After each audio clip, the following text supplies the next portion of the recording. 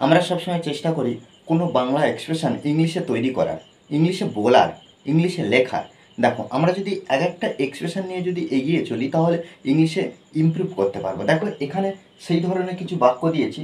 দেখো তাকে চেনা চেনা লাগছে, ওই মেয়েটা চেনা চেনা লাগছে, ওই নামটা শোনা শোনা লাগছে, সে পরিচিত মনে হচ্ছে, বিষয়টা আমার কাছে অপরিচিত মনে হচ্ছে। দেখো এই যে বিষয়গুলো আমরা কিন্তু বাংলাতে অনবরত বলি, এগুলো যদি আমরা সহজ করে ইংলিশে বলার চেষ্টা করি তাহলে কি আমরা বলতে পারবো। শুধুমাত্র আমাদের কি করতে হবে না, প্র্যাকটিস করতে হবে। আর এই ক্লাসের শেষে আমি কয়েকটি বাক্য দেব, এই ধরনের বাক্য আমাকে অবশ্যই কমেন্ট বক্সে জানাবে। ওকে, দেখো এখানে কি কমন বিষয়টা কি, এই যে চেনা চেনা লাগা, চেনা চেনা লাগছে। এখানে দেখো কোনো বিষয়, যে কোনো বিষয়ের উপরে শোনা শোনা মনে হচ্ছে বা শোনা শোনা লাগছে, বা এই যে শব্দটা বা এই কথা আমরা শুনেছি, আবার দ্বিতীয়বার অনেক দিন পরে শুনছি, সেক্ষেত্রে আমরা বলতে পারি যে এই কথাটা মনে হচ্ছে শুনেছি বা শোনা শোনা লাগছে, এই যে বিষয়টা। তাও দেখো সে পরিচিত মনে হচ্ছে, পরিচিত মনে হচ্ছে, পরিচিত। দেখো মনে হচ্ছে এখানে কেন ব্যবহার করা হলো, কারণ দেখো অনেক দিন আগে দেখেছি, অনেক দিন আগে দেখেছি, এখন যেন মনে হচ্ছে যে হ্যাঁ দেখেছি, সম্ভবত দেখেছি, তাই চেনা চেনা। তাই চেনা চেনা বা পরিচিত। বিষয়টা আমার কাছে অপরিচিত মনে হচ্ছে, অপরিচিত। যে কোন একটা টপিক, কোন একটা ঘটনা, কোন একটা কথা আমরা হয়তো এর আগে শুনিনি, কেউ হয়তো উপস্থাপন করেছে না, আমার এটা পরিচিত নয়, আমি এর সঙ্গে পরিচিত নয়, এই কথার সঙ্গে বা তাকে দেখিনি, অপরিচিত। এই যে অপরিচিত, এতবার আমরা দেখছি, দেখো এই যে পরিচিত কিন্তু এখানে দেখো অপরিচিত। এই বিষয়গুলো কি করতে হবে, আমাদেরকে ইংলিশে বলতে হবে, ইংলিশে প্র্যাকটিস করতে হবে। ওকে, দেখো দেখো তাকে, অর্থাৎ এখানে তাকে চেনা চেনা লাগছে, অর্থাৎ এখানে সাবজেক্ট আমরা ব্যবহার করব হি অথবা সি ব্যবহার করতে পারি, হি অথবা সি।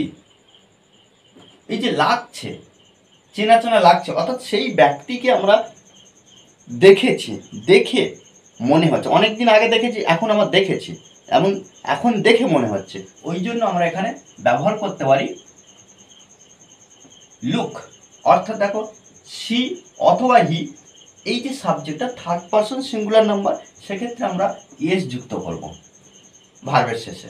তাহলে হি অর সি লুকস, এবার দেখো চেনা চেনা বা পরিচিত মনে হচ্ছে, তাহলে ফ্যামিলিয়ার। কি ব্যবহার করব, ফ্যামিলিয়ার, LIAR। দেখো FAMILIAR। ওকে, ফ্যামিলিয়ার, লুকস ফ্যামিলিয়ার, লাগছে পরিচিত বা চেনা চেনা। ওই মেয়েটা চেনা চেনা লাগছে, একইভাবে ওই মেয়েটি, দ্যাট। আচ্ছা এখানে দেখো এই আছে, সরি, এখানে আমরা কি লিখতে পারি, this, this girl, this girl, এই মেয়েটা একইভাবে চেনা চেনা লাগছে, লুক থেকে লুকস, লুকস ফ্যামিলিয়ার, ফ্যামিলিয়ার। ওকে, তারপর দেখো ওই নামটা শোনা শোনা লাগছে। আচ্ছা শোনা শোনা লাগে, এখানে যেমন আমরা লুকস ব্যবহার করেছি, এখানে কিন্তু আমরা লুকস বা লুক ব্যবহার করতে পারবো না। কেন, কারণ এই ক্ষেত্রে কি হচ্ছে না, একজন ব্যক্তি অনেক আগে দেখেছি কিন্তু এখন দেখে মনে হচ্ছে যে পরিচিত বলে মনে হচ্ছে বা চেনা চেনা লাগছে, সেক্ষেত্রে আমরা লুক ব্যবহার করেছি। এখানে দেখো ওই নামটা, that, that name, that name, ওই নামটা শোনা শোনা লাগছে, এই যে SOUNDS, সাউন্ডস ফ্যামিলিয়ার। ওকে, দেখো এখানে শোনা শোনা লাগছে, অর্থাৎ কি লিখলাম না, সাউন্ডস, যেন মনে হচ্ছে শুনেছি, এর আগে শুনেছি, এখন তাই খুব পরিচিত। দেখো এবার দেখো সে পরিচিত মনে হচ্ছে, এক্ষেত্রে দেখো মনে হচ্ছে, প্রত্যেকটা ক্ষেত্রে দেখো আলাদা এক্সপ্রেশন এখানে দেখতে পাচ্ছি। কি দেখো, সে হি আর সি মনে হচ্ছে, তাই এখানে লিখতে পারি সিমস। এই যে সিম মানে হওয়া, মনে হওয়া, আর এখানে দেখো যেহেতু subject third person singular number, সেক্ষেত্রে আমরা সিমস এস যুক্ত করছি ভার্বের শেষে। তাহলে হি অর সি সিমস মনে হচ্ছে পরিচিত। আর আমরা এই যে বাক্যগুলোর মধ্যে আমরা বলেছি যে পরিচিত ইংরেজি কি ফ্যামিলিয়ার।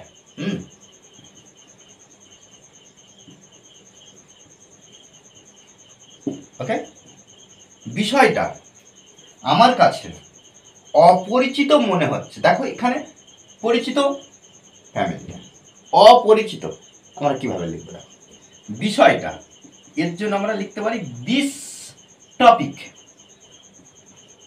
দিস টপিক বিষয়টা মনে হচ্ছে। দেখো আমরা সাবজেক্ট বিষয়টা লিখেছি, এখানে ভার্ব লিখবো। সবসময় যত বড় বাক্য হোক না কেন আমাদের কি করতে হবে, আগে সাবজেক্টটাকে আর ভার্বটাকে রিকগনাইজ করতে হবে। ওকে, আমাকে চিনে নিতে হবে এবং প্রথমে বসাতে হবে this topic.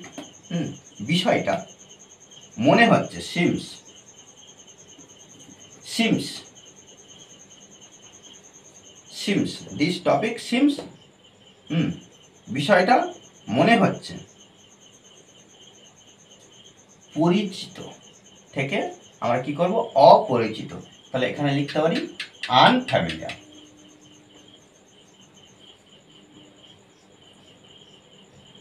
This topic seems unfamiliar. কার কাছে? আমার কাছে। আমার কাছে, এই যে কাছে, টু মি। ওকে, দেখো এটা অবজেক্ট। আমার ইংরাজি আমরা অনেক সময় কি করি, আই ব্যবহার করি, আবার এখানে মি ব্যবহার করছি। কেন? কারণ কখন আই ব্যবহার করি, যখন সাবজেক্টিভ কেস হবে, সাবজেক্ট হিসাবে। কিন্তু এখানে কি হচ্ছে না, অবজেক্ট হিসাবে, সেক্ষেত্রে আমরা মি ব্যবহার করছি। দেখো আরও কিছু বাক্য যেগুলো অবশ্যই আমাকে কমেন্ট বক্সে জানাবে। কেন? কারণ আমাদেরকেও প্র্যাকটিস করতে হবে। ওকে, দেখো